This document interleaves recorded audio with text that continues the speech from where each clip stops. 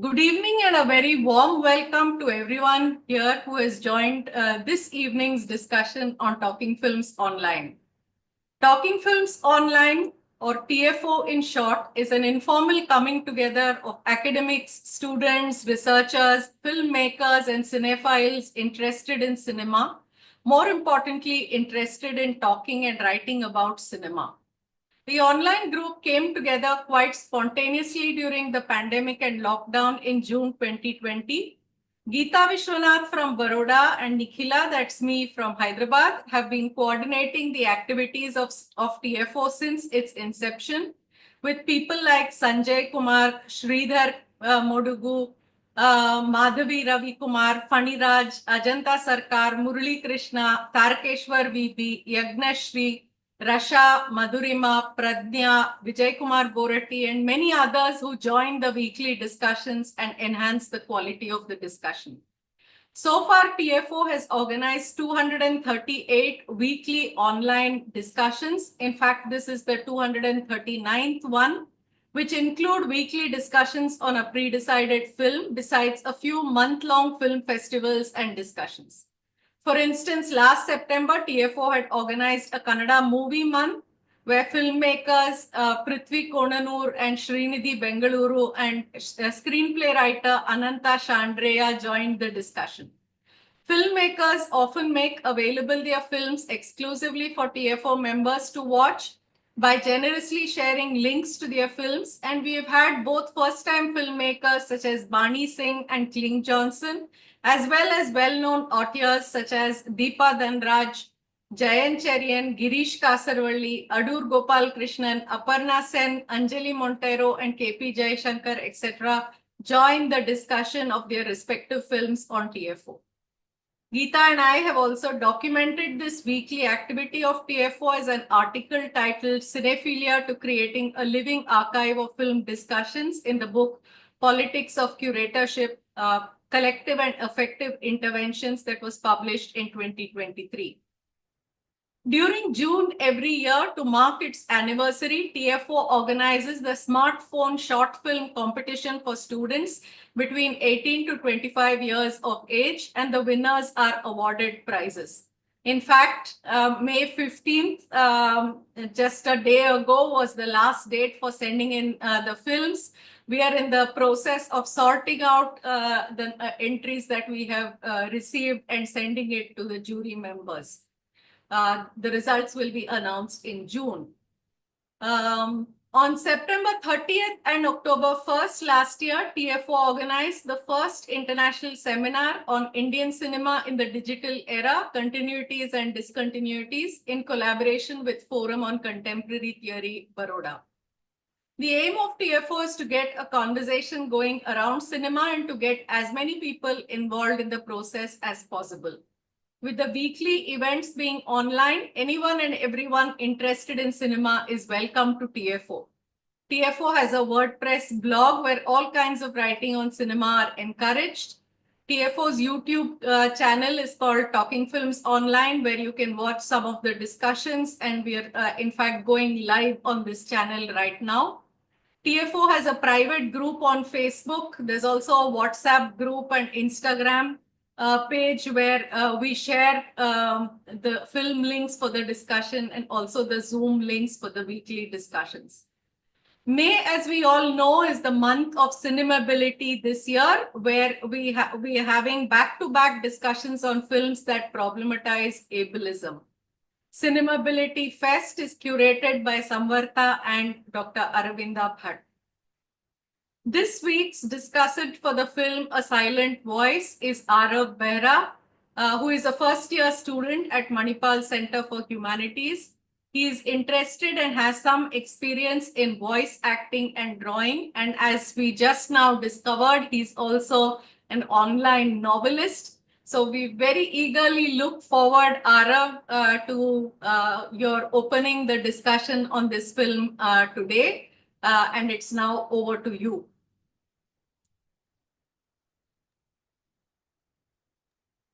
All right. Thank you for the introduction. And I think I'll now begin with this film. When I finished this film, actually, I was left wondering how should I actually explain or like actually present this film? Because at the end of it, I cannot just talk about this film as just a film based on like disability or talking about disability. It is much more than that.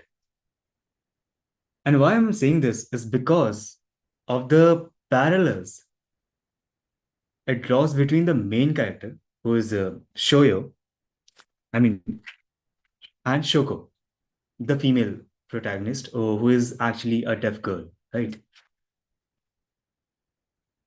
Before I talk about these characters, let me just like talk about how this film was for me, or like what I will use to like explain this film, like the words I will use to express this film. And it is this. I like tried to like come up with something after finishing it, and it is this. A Silent Voice is not just a film about deafness. It is a story about shame, healing, and rediscovering the courage to face yourself and others. It shows us that everyone, whether they can hear or not, is trying to be actually understood. And in the end, it's about learning to love yourself, change, and hear the shape of others' voice. The core message of this film is grappling with how we can try to understand the other person. On surface, everyone can look different or same, right? Under the pretense of normalcy, or maybe some people who don't like really fit into that framework of normal, quote unquote normal, but they're all the same.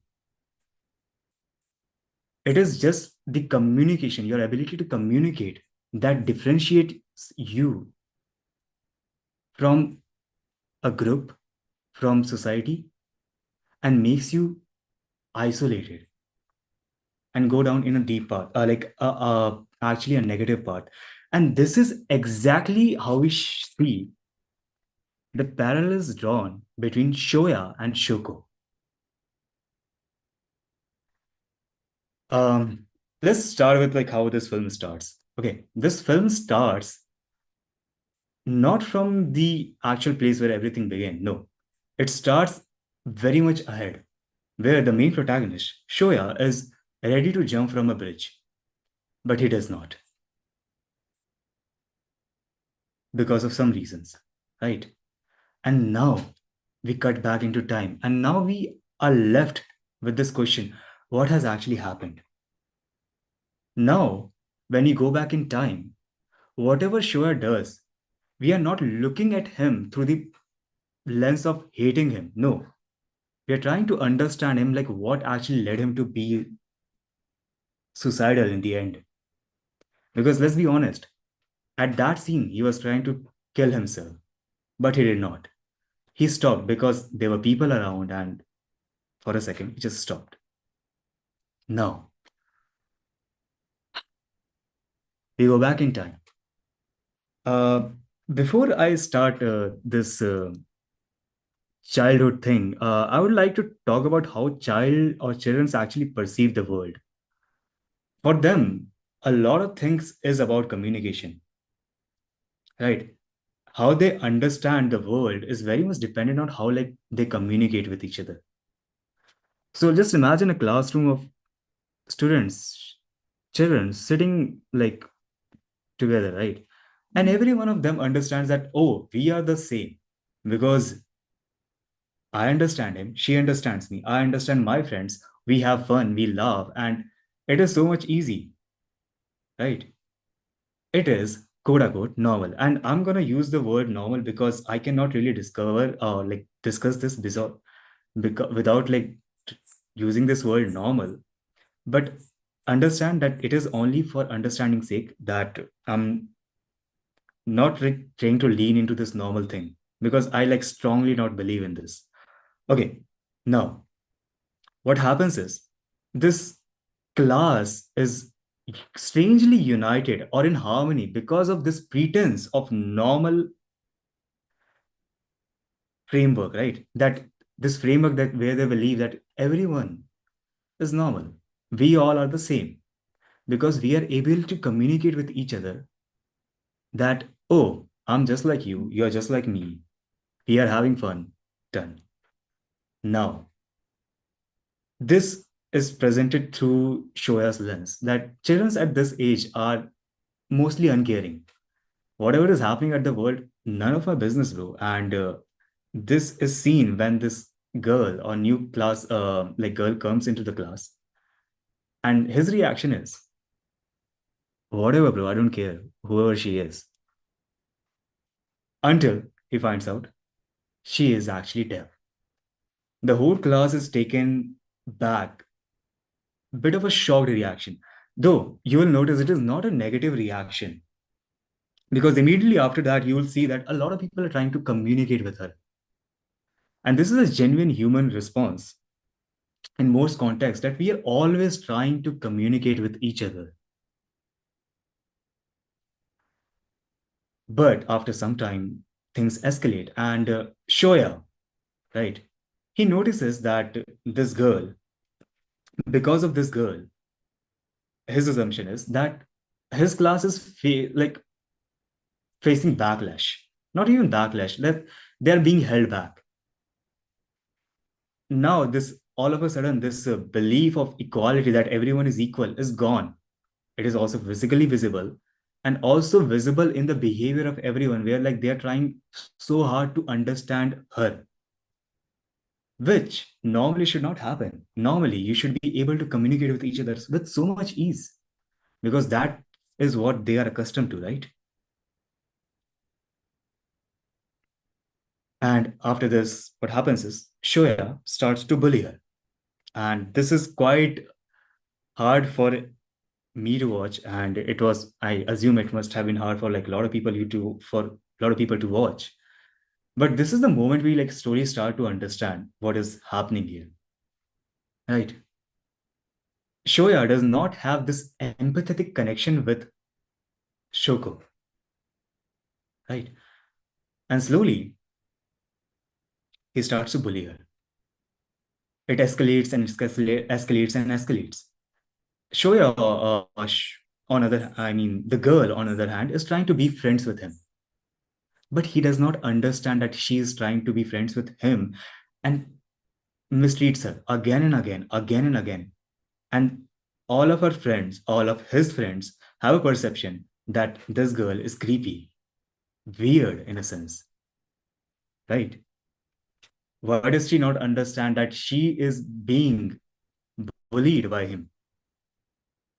And that pisses him off even more. And then the bullying escalates until it becomes physical. I guess all of you must remember the scene where like he plucks out the ear aids, right? For the first time. Not first time. It has been happening consistently. But what happens this time is like she starts to bleed. And all of a sudden, this becomes serious. Her mom complains to the school staff, and all of a sudden, he's put in the situation. During this scene, what happens is we see him first time trying to empathize or trying to develop empathy towards whatever he has done to Shoko from whatever tools he had. What is this tool? Experience. He understands that his mom is working hard. So when this line comes that hearing aids are expensive, he pictures his mom actually, that she's working hard to earn money. And all of a sudden, he's responsible for all the chaos which is going to about to happen. Now, this scene goes forward and we see some hint like some form of like usually when this situation happens, you would expect that whole class would take blame. No, what happens is like everyone in the class puts the blame on Shoya, the main protagonist. Why? Because first of all, he was highly active and no one wants to take the blame. No one wants to like look bad, really, right? If you have a scapegoat, I'll just like sacrifice you. Why should I care? And what happens after that is very interesting. This is the first line first parallel which is drawn between Shoya and Shoko. Right now, we don't know much about Shoko, but later on, we will understand how this line is drawn actually, right? Shoya, the main protagonist, is being bullied because he is a bully. He now all of a sudden has lost his voice, just like the girl. No one is ready to hear him. If he tries to speak anything, he will be shut down. You are saying something I'm not part of. How can you say that I bullied her? No, there was this girl who said that, obviously.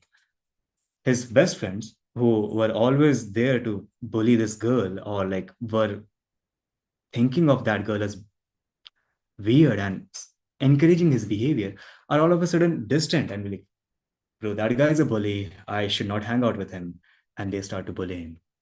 And all of a sudden, we see there's a very fast forward, like not even like, some cuts, like for 3 seconds, you'll see random images pop. And you'll see that whatever he has done with Shoya starts to happen with him again. The greatest example is that pond scene where he throws a notebook using which he was trying to communicate with him. Later, he finds out, drenched in that pond, where his friends have actually thrown him and left him. And this is where the bullying picks up. And slowly, over the period of time,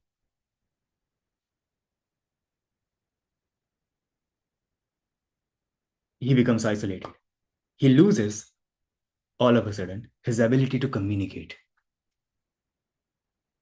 Exactly same as the female lead, who never had her ability to communicate like normal people. Sure, Shoko, right? Huh. After Shoko transfers to another school, the bullying picks up, and we see a 5-year time skip. At this moment, while Shoko, the girl, has moved on, truly to be honest, this boy is stuck with his actions and where his actions have led him. And he slowly, look, I just got this very amazing thought, right? Why do we like really communicate? Communication is done to be understood. And what is the consequences of not being understood? The consequences of not being understood is isolation. And isolation is a very strong thing, to be honest. Loneliness is a very strong thing. It can destroy you beyond repair. Sometimes it makes you strong, but only in moderation when you know how to utilize it. But Shoya does not know it, right? So now we see him actually go down that negative path where he's slowly being destroyed. Exactly the same as the female lead. He's becoming like her in a sense. Like, I'll tell you how he's becoming like her at the end. Because because right now we don't know much about Shoko, right? The female lead.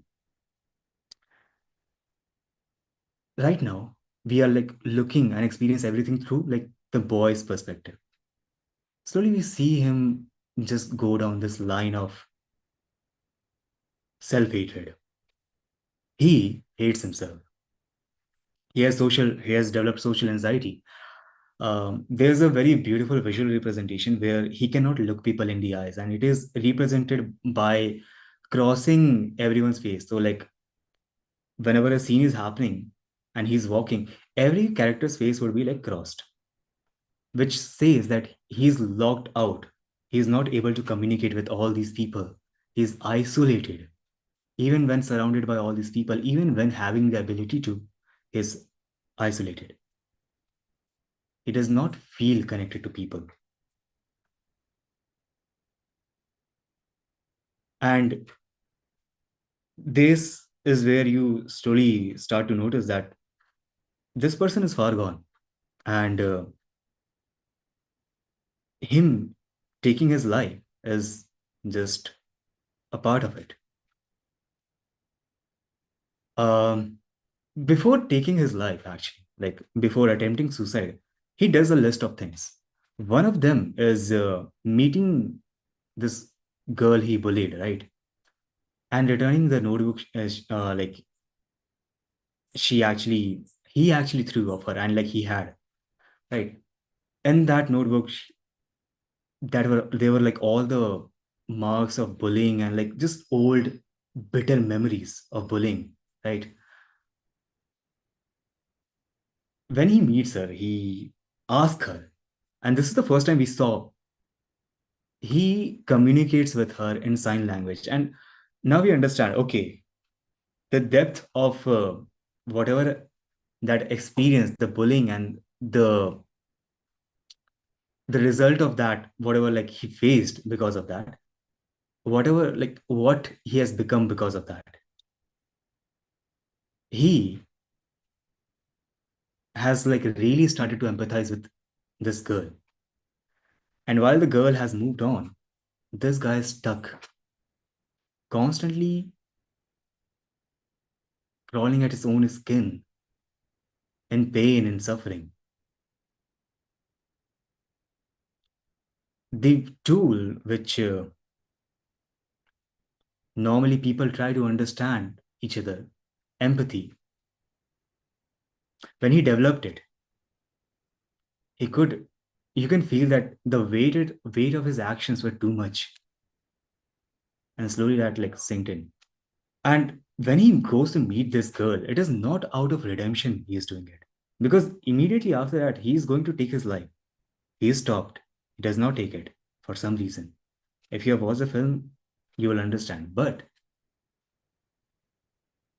we understand it is not because of redemption or some petty thing like, oh, I want to feel good. It is coming from something somewhere very deep, right? Somewhere very deep where like he is actually connected with Shoko. How is now we try to like get to understand when Shoko and Shoya start to interact with each other. We slowly get to know that Shoko always had this self-hatred, where Shoya now has like developed because of his actions and experiences. Shoko has had that for like eternity, like ever since she was born. She has been blaming herself for not being able to communicate with the people, not being able to understand what others are saying, like, and not being able to communicate, right? The more you look, this film is just about communication. And because of that lack of communication, she starts to, you know what happens when a child goes through a traumatic experience. This is very much rooted in psychology. Whenever a child goes through a traumatic experience, the first reaction of them is right to blame things on themselves because that is the only thing they can actually control. So blaming yourself is like some hint of control you are exerting over the uncontrollable chaos that is the world for them. And for Shoko, it is much more amplified. It has always been much more amplified. Shoko is not this grand character who is perfect in a sense. You see her as a flawed, complex, and lovable character, to be honest. She's painfully human. When you're like watching this, you're like, girl, why are you doing this to yourself? You're too kind. You ought to like get away from these things. But still, that is part of being human, right? No one is perfect. And slowly, when you progress in this film, they start to try to communicate and like grow close with each other. You get to understand what this film is actually trying to say. No matter what has happened in past, what no matter where you are in the like life, there is always some choice. There's always something you can do about this. Maybe that thing, that choice has not been presented to you. Maybe that thing has not been explained to you. Or maybe you can't see it because the situation has become so hopeless, because you have drawn in self-hatred and isolation so much, and every attempt at trying to be something and trying to communicate has failed over eternity, that you feel like this is a lost cause. And at this point, when they are talking with each other, right, uh, the scenes are portrayed it very beautifully. Even when they're close, you will see there is a sense of separation. When they're walking, there would be a gap. They're the closest to each other in the world. Still, there is a gap. Shoko is always lagging behind. And this is the sign of exactly the same thing Shoya was trying to do at the first scene of the movie, trying to kill himself.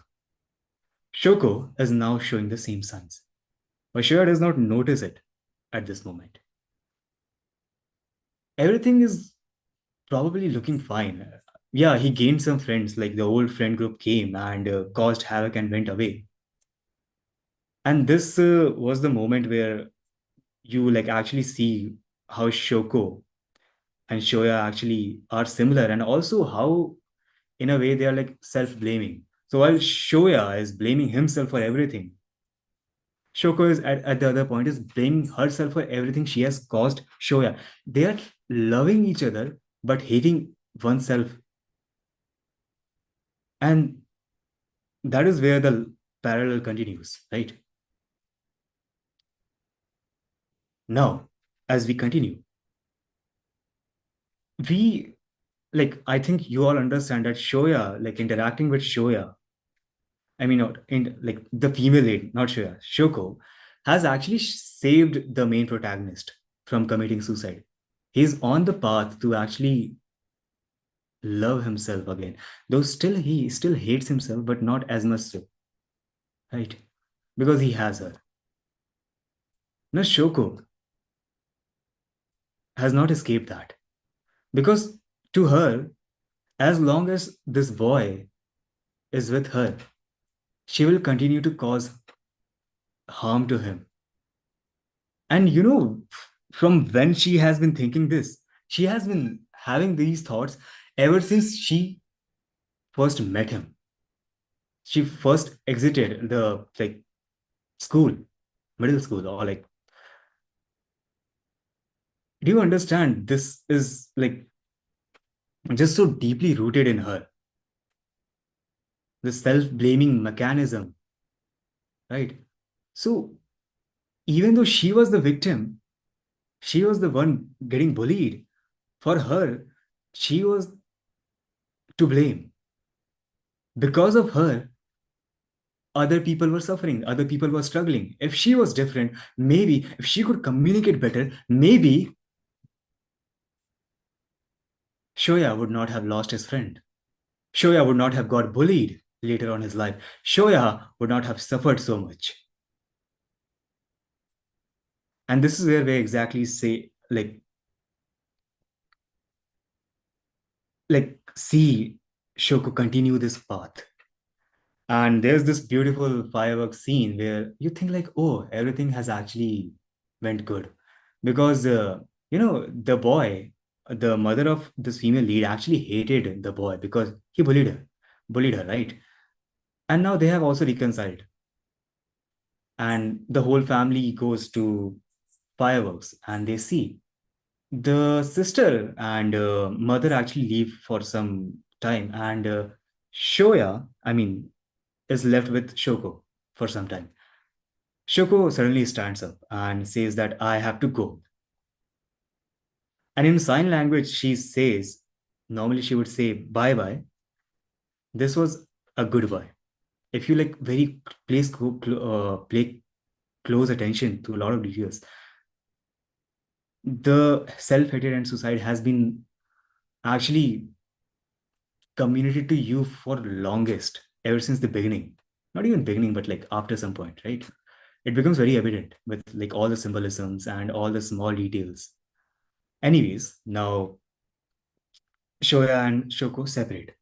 But what happens suddenly is Shoya meets Shoko's sister, and her sisters ask him to like get the camera back from their home, right? And he goes back, and when he goes back, he's not aware of what is about to happen. When he enters, he is like, Nishimi, are you at home? And I wanted to take the camera, and then he enters, like, because door was open, right? And while he's looking at the camera, he starts like like talking to Nishimiya because maybe she could hear him, right? And all of a sudden, he notices that there's no response, and he looks towards the balcony, and Nishimiya is standing there up front. The sky, like fireworks are happening, and he's shocked. He asks, like, "Oh, Nishimiya, what are you doing?" Like, but she cannot hear. She cannot stop. This is, do you understand? She cannot hear him. So he runs and he falls. And then he looks at her like about to fall. Then, like, somehow, like, he gathers up the strength. And finally, after the music like escalates to the peak, everything stops. There's complete silence, and you see the boy holding Nishimiya's hand, and she's about to fall. And he's, first of all, let me tell you, when someone is falling, you are not strong enough to hold them, right? Realistically speaking, and this is what is happening right now. Shoko does not really have the strength to hold Nishimiya for long. So he begs Nishimiya to actually grab onto something and like come up, right? And he's praying to God that, please, God, just last time, allow me to save her, right? Save her, please. From tomorrow, like, I will look people in their eyes. From tomorrow, I'll be better. From tomorrow, I'll not cut myself from people. From tomorrow, I'll try harder. And as he begs, Nishimiya slowly looks him in the eye and comes up. But do you know after that what happens? While he's saving Nishimiya, he's using all his body weight. And while Nishimiya grabs the balcony, he falls into the pond near. And yeah, after that, we see blood flowing out. And it is so subtle and visceral, like, it was just beyond. And after that, we see something reverse happening. Initially, what happened was when Shoko bullied, right, Shoya, his mom and her mom actually were not on good terms. And when she meets like Shoya's mom again, named Shoka's mom again, she's expecting that her child or Shoko, the boy, has done something wrong again. But then the mother actually cries. And her another daughter also starts crying and like apologizing that they have not noticed that their child has been suicidal for longest.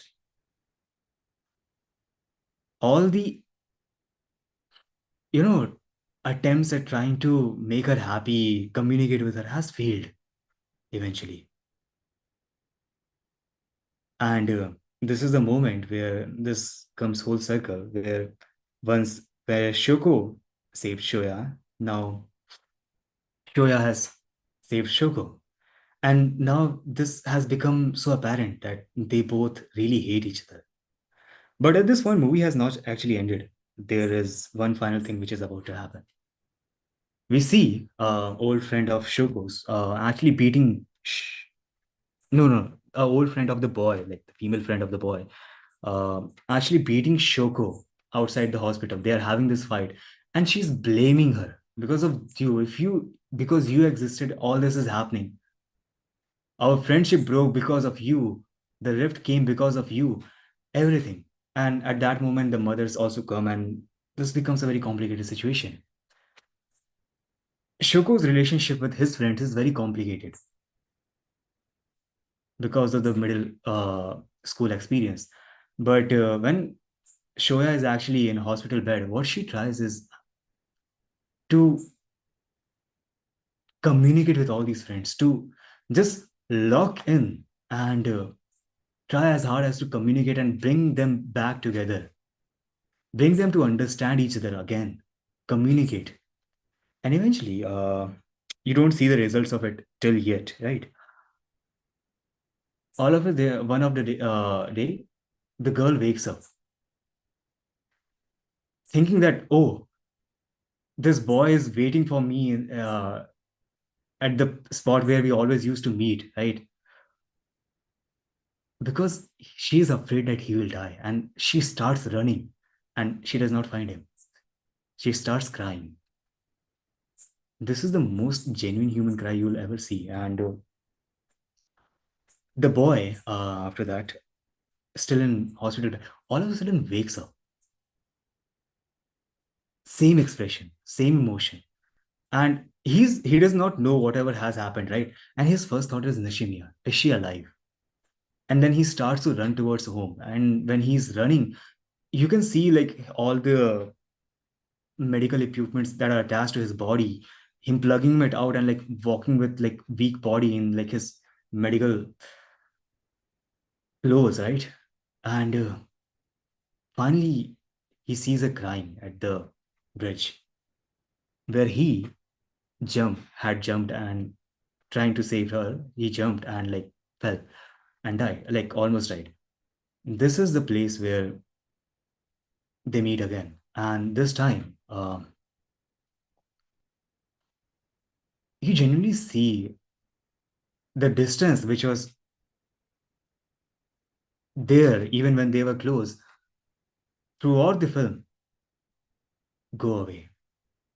He goes to her, right? She looks at him, and all of a sudden they are communicating with like by holding hands. Like, I don't know what it is trying to communicate, but whatever. I do not understand sign language much, but it was something deep because it has been communicated with a lot of visual cues and other subtle details.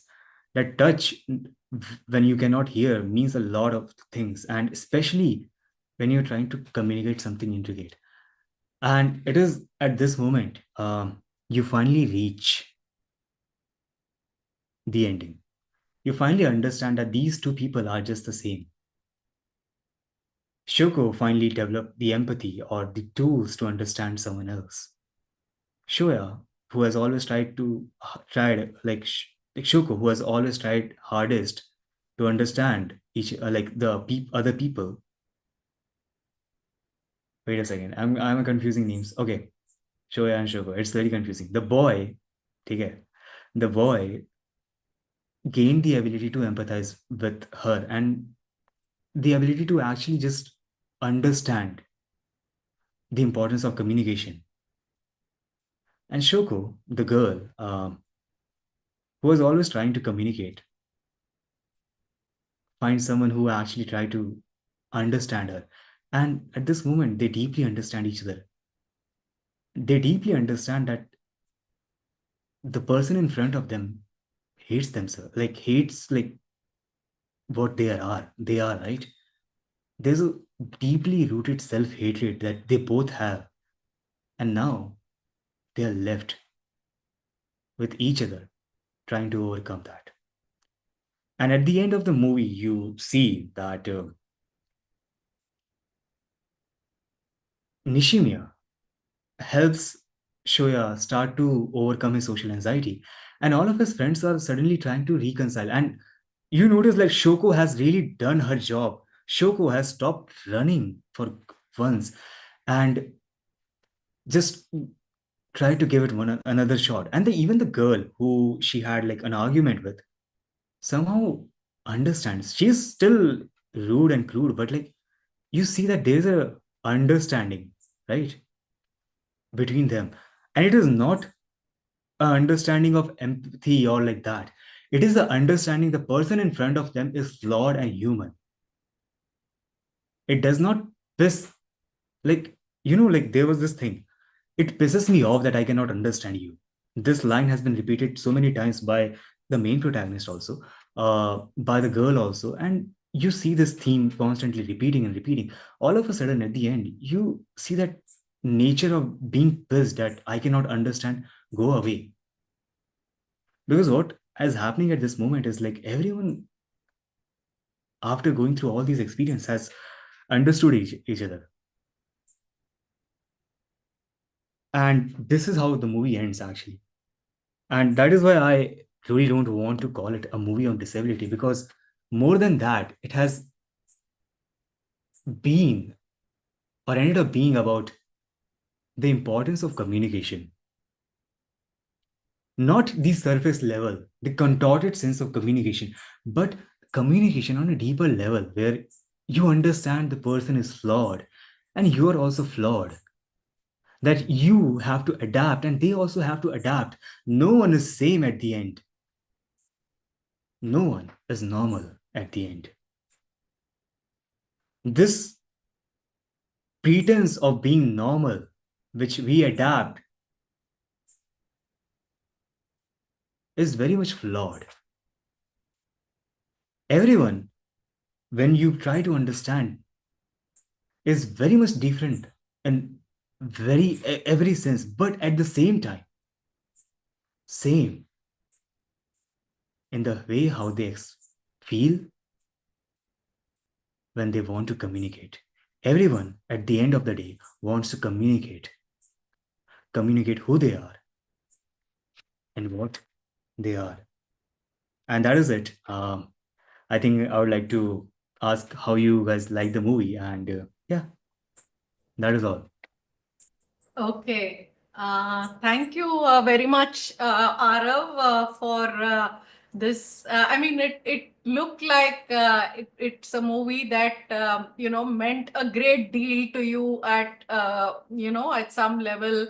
You were talking very movingly about these characters, their what seemed like interminable struggles with each other, against each other, and within themselves. So in a sense, I think this film, you expanded the scope of this film and responded to it, in terms of how certain kinds of struggles which we think is characteristic of disability is something that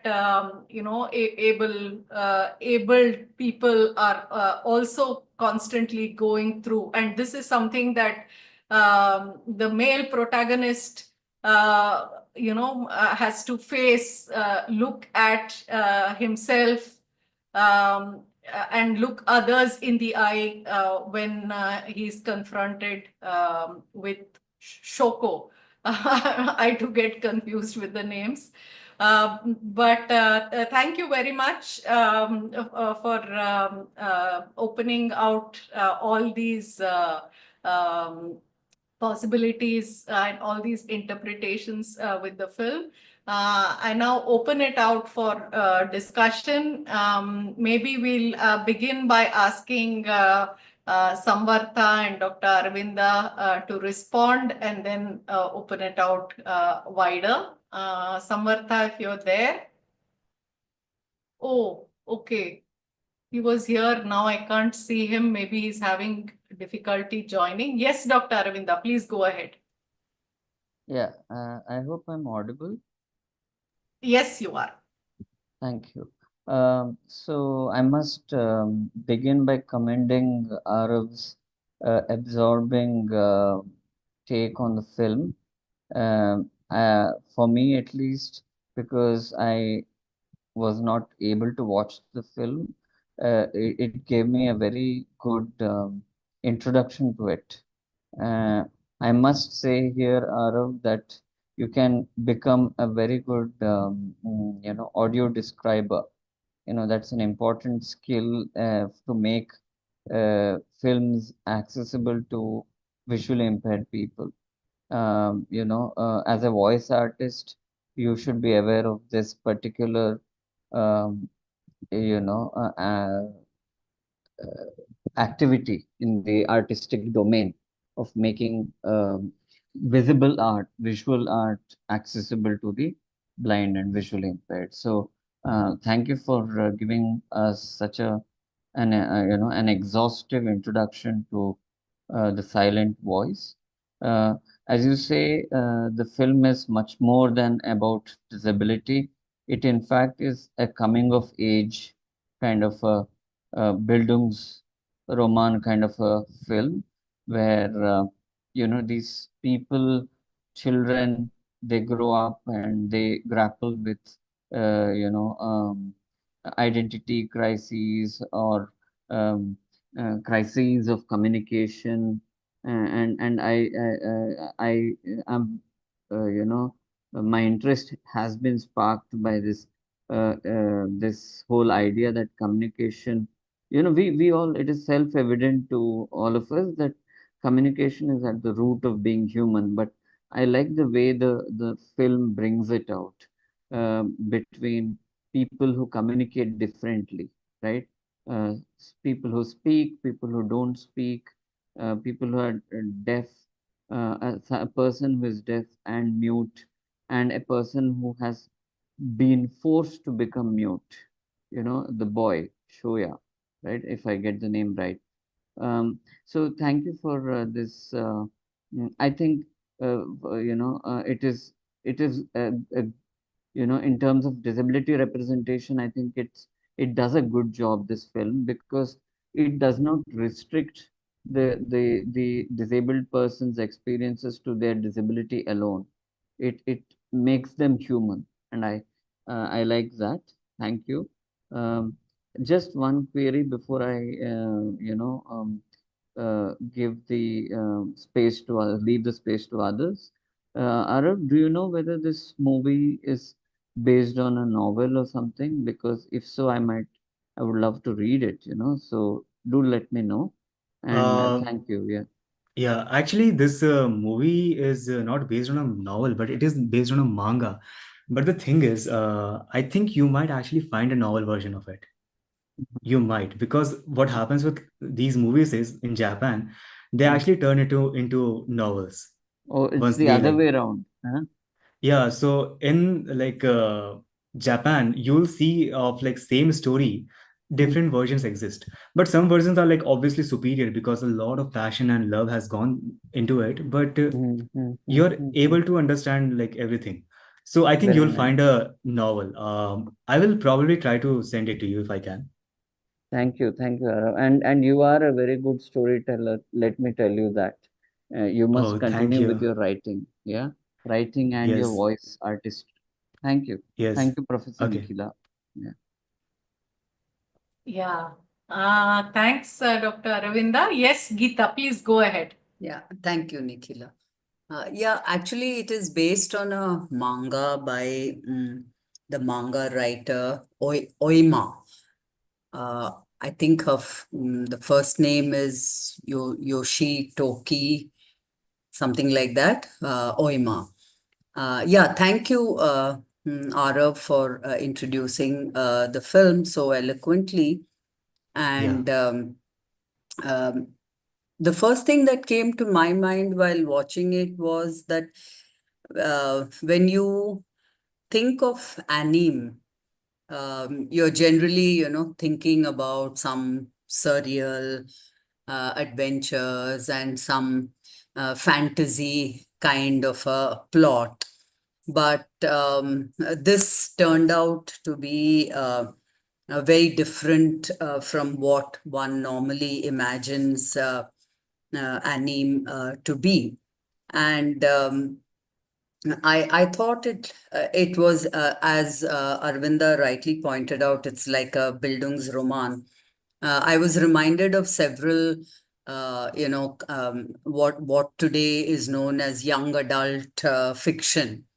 So it seemed like, some kind of story about young adults and aimed at young adults with the kind of issues that it deals with. And you're right when you say that it goes beyond the themes of disability and ableism and all of that. But at the same time, if we want to stick with that theme, I was just wondering whether it is also asking us the question about whether differently abled people and children especially need to necessarily go the extra mile, by being the recipient of bullying, like this kid Nishimiya. She takes so much of that bullying, even when it is so traumatic to her. Something like, I was reminded of Golding's Lord of the Flies, in which Piggy, who has very poor eyesight, and in that extremely sad scene in which, his spectacles are pulled off and damaged and he cannot see. So similarly here with the hearing aid. So and still she has to go, like walk that extra mile. She has to forgive more easily than an able-bodied person would do. So if we have to analyze the film within the framework of ableism and disability, then probably this would be, some kind of a central question to ask. And visually, I must say, it's a very beautiful film. The animation is just brilliant. And especially that device of that X, Yeah. that mark of X that comes up on the faces of the different characters. Like initially, I was just wondering, what is what is this happening, and what does it mean? But I thought, it was a very a very profound metaphor for Shoya's struggles. Shoko, I think. Yeah, sorry. Let's just stick to what is his surname? Ishida. Yeah. Ishida. So Ishida's struggles to redeem himself from all that he has done to this Nishimiya, and so probably those are the characters that he doesn't wish to communicate with, but then towards the end of the film, those crosses are those X's are dropping to the floor, and then he is more open to communicating with them. So that I thought was a very nice visual technique. Yeah, thank you. This is Yeah. as much as I I would like to answer that first question from the disability framework. Actually, the thing is, that is what actually makes Nishimiya's character in this movie actually so human, because she's flawed at the end. She is not this perfect character who can stand up for herself. In the end, she got a happy ending, but it has done us so much damage to her. You can see that she tried to end herself, right? But the main message of this film was like, no matter how far you have gone, there's always an option of change. No matter how bleak or like just not there it may seem, there is always some chance that you can try, right? And I think that was the main message of the movie. But beyond that, no one should stand and like face bullying at the end. If it is happening, you should seek help as much as you can. But look, in the realistic world, have you seen that teacher, right? He was so unassuming. When the bullying was happening, he did not pay any attention. A lot of adults are actually not really mature when you like really look.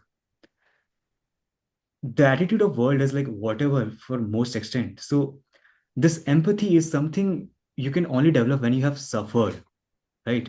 And Nishimiya as a character has suffered a lot. That's why she is so empathetic. And you slowly see that other characters are also like becoming empathetic because like they have suffered to some extent and in some form, right? Maybe because someone has lost their friend, right? Or maybe like someone who has been betrayed by the world. So in that sense, I would say ki, yeah, obviously no one should stand and face bullying, but at the end, a lot of people find themselves powerless, and that is the harsh reality of it. So yeah, May I jump in Thank you. here for a moment? Yeah, yeah, please go Yeah. ahead. Thank you, Geeta, for bringing into view that central question, from within the frame of disability studies. In fact, disabled people, disabled children, they do find themselves having to prove their worth to the world, and to go the extra mile, in trying to show the world that they are worthy of respect. It is unfortunately the reality when it comes to persons with disabilities. So why does Shoko, the girl, stand, and like, why does she continue to take the beating, the bullying, where when she ought to be, taking seeking help, and perhaps end the bullying, or to bring the bully to the books, so to speak. So she continues to do that, as Arav pointed out, because she the trauma is has rendered her helpless. She's not able to uh, seek help. She's not able to stop the bullying. So and she sinks deeper into the morass of self-loathing, right?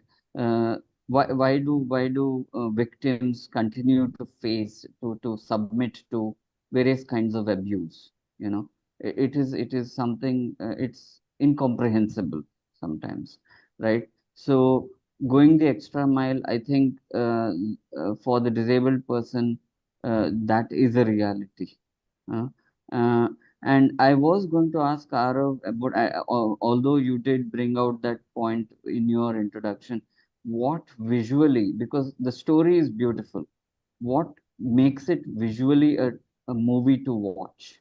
I think the crosses, the X's that both you and Geeta brought out and pointed out, they make, because cinema is in the end, it's a visual art, yeah, and it I think it, and being a product of anime, even though it is already visual in a sense, if I'm yeah, not mistaken, right? yeah, So how does the filmmaker make something new all out of an already visual, artistic work? That could be another interesting thing to look out for in this film. Has yeah. the filmmaker simply transposed, the images on the page to the screen? I doubt it, No, right? it has, How? Yeah, yeah, go it on. is Yeah. actually considered a masterpiece when it comes to animation. Japan's like most beautiful, one of the most beautiful films like this, like like considered as like basically. The thing is with animation, everything is hand drawn, and it takes a person to sit there and think what he's about to put on paper. So every second, every frame has some meaning behind it. And this film probably took a lot of years to make, right? And everything has gone through this thought process. Okay, how do we show this? How do we show that? So animation as a medium is a lot more subtle and expressive.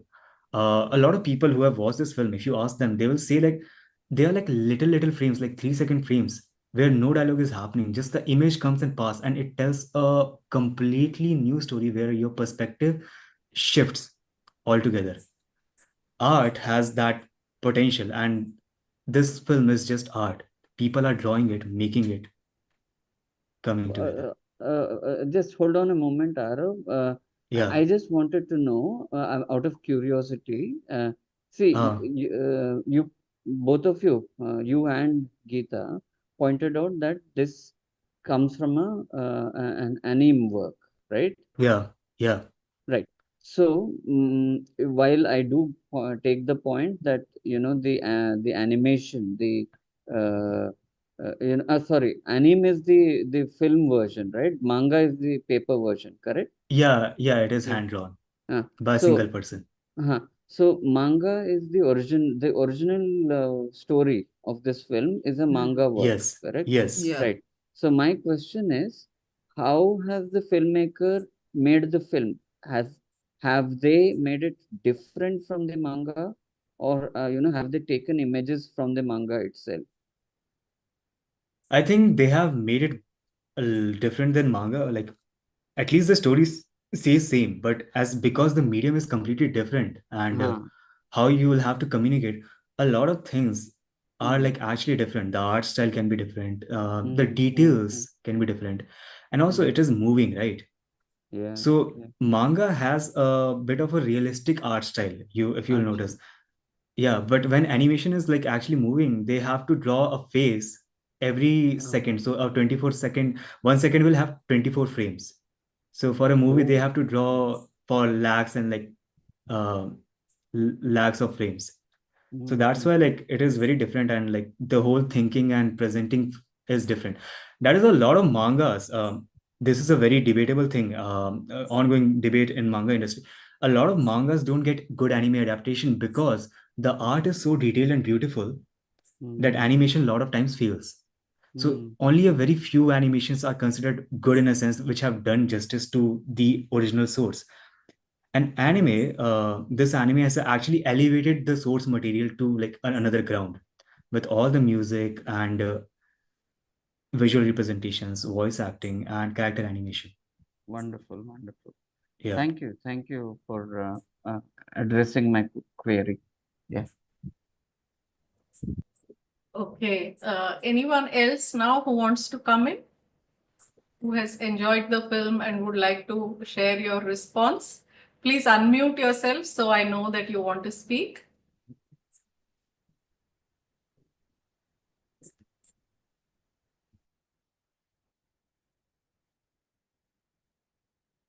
Madhurima, Soumya. Yeah, Hello, please ma'am. go ahead, Soumya. Yeah. Yeah, I quite enjoyed watching this movie. Actually, this was the first anime that I watched, and I thoroughly enjoyed it. What I felt after watching the movie was like it also shifts the focus beyond the explicit form of disability that we usually understand through the character of Shuka, who is deaf. There is also another kind of disability faced by Shoya, who is like psychologically stunted. He struggles with this self-imposed psychological burden, which actually stops him from gelling with others. And the beautiful fact is that like both are equally affected by bullying.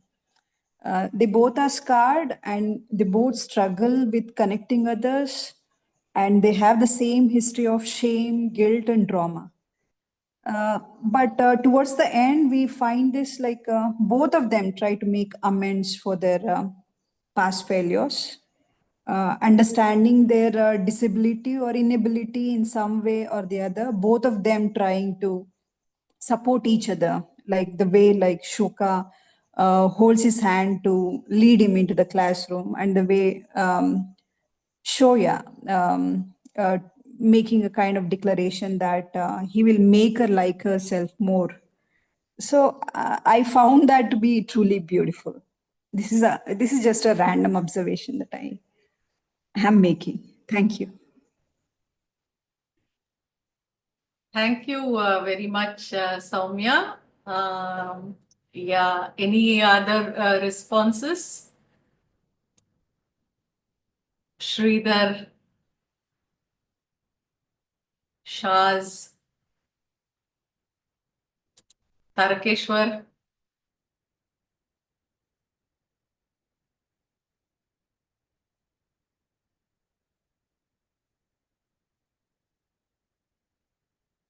Yeah, one of the, yes, Tarakeshwar, please go ahead. No, I have nothing much to add, except the issue of communication has come up in a major way in the discussion. So the communication was happening to us through the movie in several ways. I think it was a Japanese movie, but dubbed into English. But there was also English subtitle. So there was a mismatch between the subtitle and then the dubbed version. I think the subtitle was a sanitized version meant for children. I don't know what, quote unquote, they thought certain things the children should not read. But the dubbed version was giving it away in that sense. So that was quite interesting. This gap in the or difference in the communication. I think that happens in the thematically too in the movie. And not only that, this girl is challenged to speak and hear, but others were also uh, challenged to speak.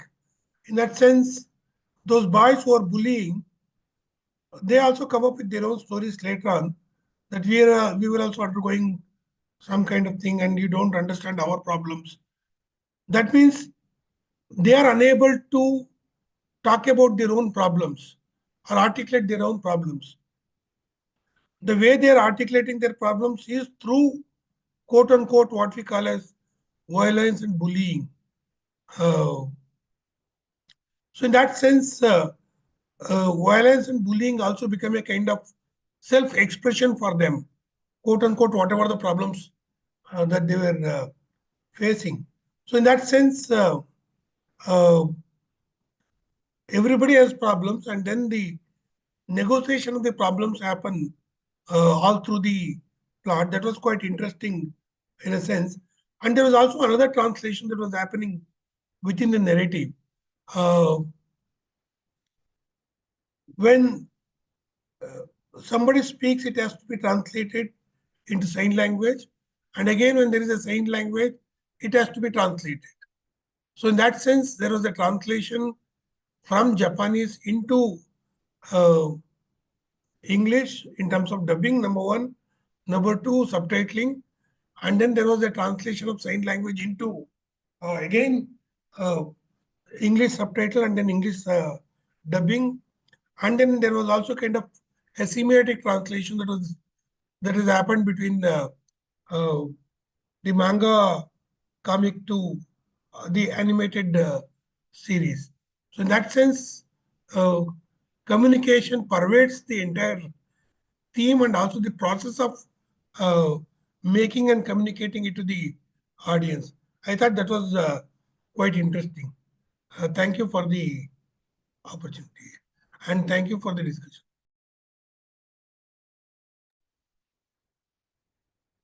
Okay. Um, yeah. Any other responses? Yeah. Yes, Dr. Arvinda, please go ahead. No, I hope I'm not depriving anybody else here. If anybody else wants to jump in, I will go afterwards. No, there is no one else who is Okay. muted. No, You can. just one observation following from the very acute question that Geeta raised just after I think I had responded earlier. See, there is this tendency, and I'm not saying that anybody here has said this, but there is a tendency very often when people without disabilities encounter disabled persons to say that, you know, I was reminded of this point when Professor Tarakesh was talking about how the bullies, in the school environment, they come up with stories later on to justify their bullying, that we were going through these various problems, growing pains, being, facing family issues. I don't know, right? I mean, whatever. So they justify their actions with various stories. Now, there is a tendency as I was saying a little while ago, there's a tendency among non-disabled people when they encounter disabled persons to say that everybody has a disability, because there is this discomfort with encountering disability, and they don't understand, they don't know how to uh, communicate with disabled people and communicate about disability. Now, this comment that I'm right now making right now is not limited to this film, or even perhaps even not connected to it.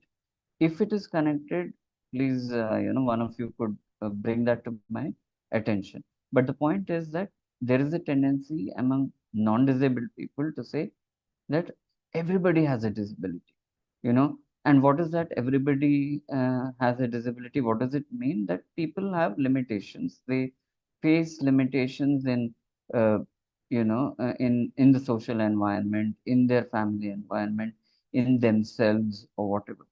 But I strongly disagree with this general statement that everybody has a disability. And Arav, if you recall, I had spoken about this even during our course, that disabled people face that extra layer of discrimination, of uh, expectations that they should be normal, okay, which non-disabled people may not face. Now, while this is important, I also recognize that people with other marginalized identities, be it women or gay people or trans people or racialized minorities, all these people may face different kinds of layers of discrimination, which the normal, the racially superior, I mean, in terms of social hierarchies, right, may not face.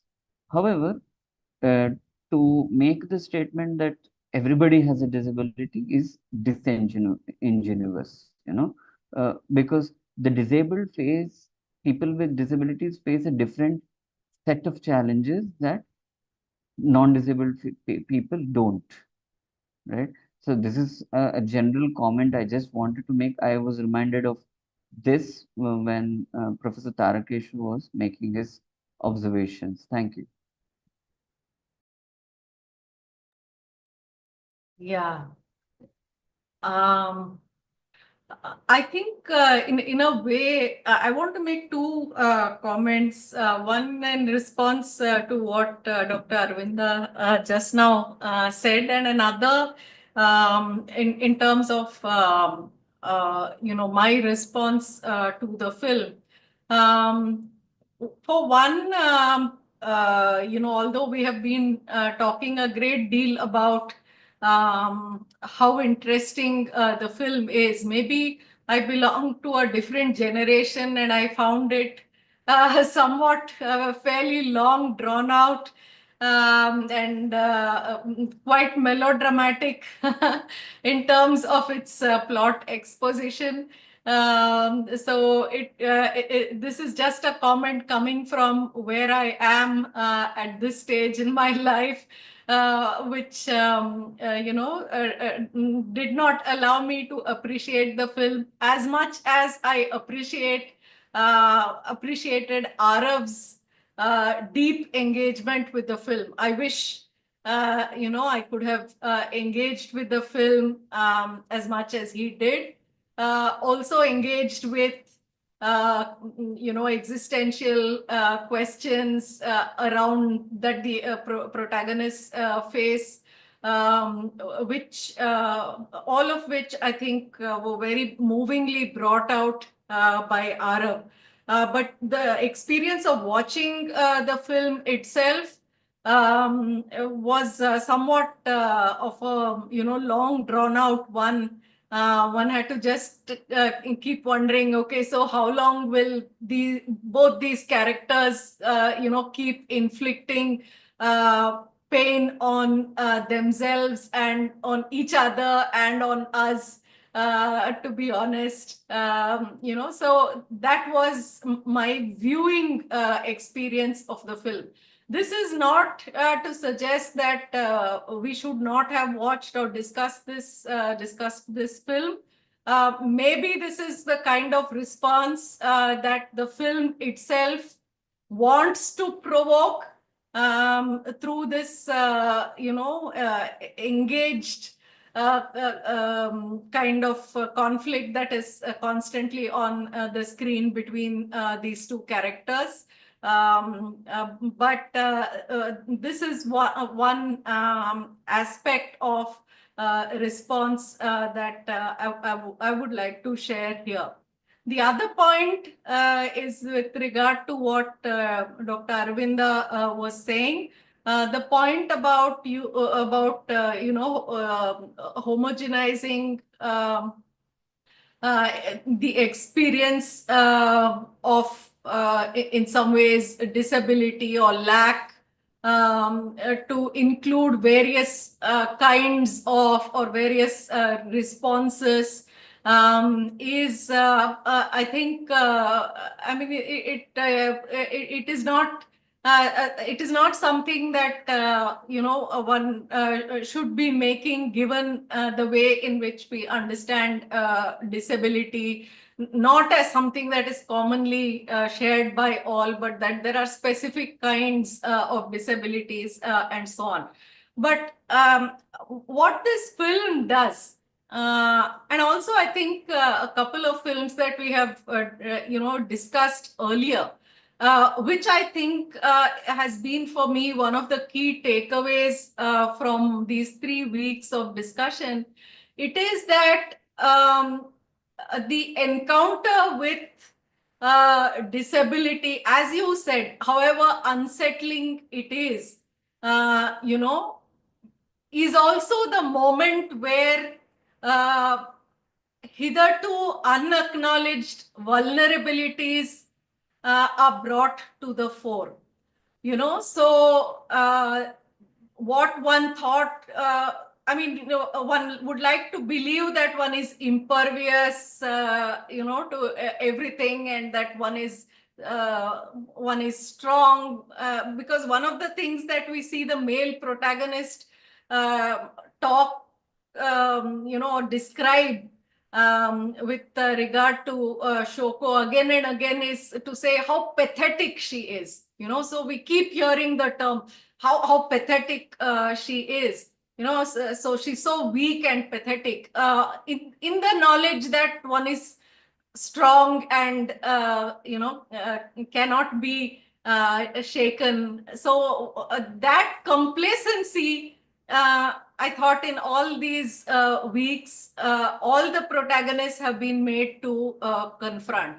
So this is not to say that they all feel a lack, but this is to say that that vulnerability and the response to vulnerability is something that one has to confront. And if it happens through the encounter with, for the able-bodied with a disabled other, to begin with, that is how the encounter is mostly framed, as an encounter with the disabled other. So if that kind of brings out the vulnerability, I think all the better for that. So it's not about seeing the disabled or their predicament as if it's a common one, but to see what and how one is made to confront and challenge one's own self definitions and notions about oneself. Yeah, so I think I belabored a simple point, but that's all. Thank you. No, I'd like to simply say that that's a very thoughtful and a sympathetic way of bringing out the naughty point, Professor Nikila. So thank you for that. You do bring out the subtle differences and the similarities. So I do I hear you. So thank you. Okay. Anyone else who would like to respond? Okay. Yes, Tarkeshwar, please go ahead. Yeah, if no one else is there, I thought I will chip in. The point that Arvind raised is interesting.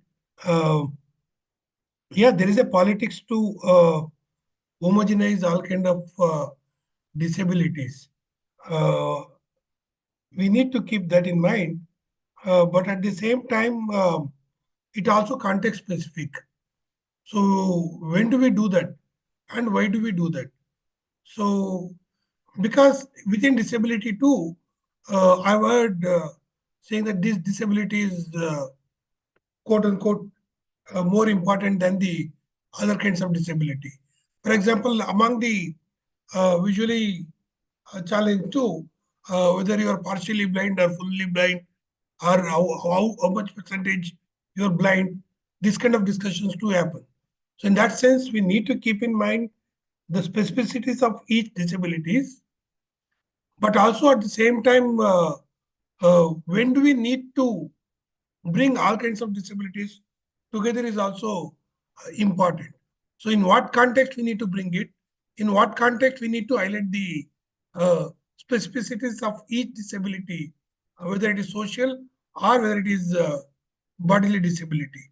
That is also quite, I think, is interesting. That's a point well taken, Professor Tarakvish. Thank you. Okay.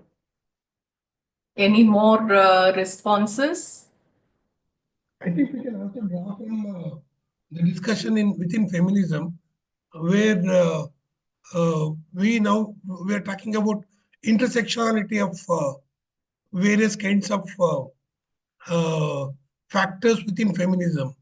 So caste, class, gender, nation, race, how they intersect each other. I don't know whether that kind of discussion is happening within disability studies too. That you should tell me, Arvind. Professor Tarakeshwar, thank you for bringing up this point, and I hope I'm not, I'm. See, the problem is that we academics we tend to become too theoretical. So I don't want to give that feeling to the larger audience here. But one point, I did teach a course recently on disability studies and intersectionality. We are aware of these issues, and we do want to grapple with other marginalized identities and so forth. But yes, we could have a separate discussion on this. Thank you. Yeah, and there is Sridhar's comment in the chat box. Like children's movies, not for children, the movie we are discussing also goes along the same lines. I think this also resonates with Geeta's point of fiction for young adults. Issues or real concerns come into light when the object of our subject comes out and speaks out. Of course, there is the question of objectivity when this happens. Sridhar, would you like to come in and speak, or are you just happy with me reading out the... Enough that much only I have. Okay. Any responses to Sridhar's comment? Arav, and Arvind, it looks like there aren't any more responses. Any final words before we wind up with this evening's discussion, Aravinda and Arav? No, I just want to thank the TFO for giving this opportunity to all of us, to Arav, to Samartha, myself, to talk about these issues which are close to our hearts. Just like Nikhila pointed out, we can all see how Arav watched the film and how it impacted him. And I think, being a youngster, I think it does speak to you. So thank you for bringing this film to the the platform, Arav, and I commend your your wholehearted participation. Thank you. Arav, do you want to come in? Yeah, I would just like to thank you for giving me this opportunity because, look, I always wanted to actually present something which I liked to the people in general, especially in academic sense, where like people are talking about serious stuff and they like just like forget about there is this genre or thing which actually exists for people in mainstream, right? Anime and like movies which on surface, like in this surface, like in the catalog of so much bullshit, can look like, okay, yeah, there's nothing serious, but then there is something which is just like they the director wants you to like just this thing to exist in this pile, right? And when someone discovers it, like it hits, oh, what did I just saw? It just moved me right now. So I wanted to bring attention of this like this movie to like all of yours attention, right? So yeah. And also, but the thing, right, animation is like a lot of time, it is like a movie, right? It is like the genre movie itself. A lot of genres exist, and a lot of people confuse it with like children stuff. Like there's a children stuff which already exist, and then there is stuff for adults, and then there is stuff for adults which are banned actually. So a lot of stuff which has actually been produced in animation form has globally been banned at this point. And yeah, I would also like to discuss those, but banned content can't do that. So yeah. Yeah, not as long as we are going live on YouTube. Yeah, we can't. It's very psychologically heavy and concerning. Yeah. Uh, Yeah, I think probably this is the second animation film. So as I said in the beginning, we have discussed over 250 films. But as you can see, it's been a real blind spot in our discussions. This is probably just the second animation film that we have watched, isn't it, Geeta? After Persepolis, I think this is Yeah, this is the second one, yes. Yeah, so we have not had discussions on animation films usually because all selections kind of jump into the feature film mode. So thanks, Arav, for introducing us to this film and for a wonderful, wonderful reading of the film. I hope that you will continue to keep your engagement with TFO and keep joining us whenever you can for discussions. This is to Arvinda as well. I hope you will, be able to join the discussions every Saturday. Thank you. We meet Thank you. at 9 p.m. But Arvinda, we won't let you go just yet. 2 more weeks of this month. We need you and Samvartha on Saturday night.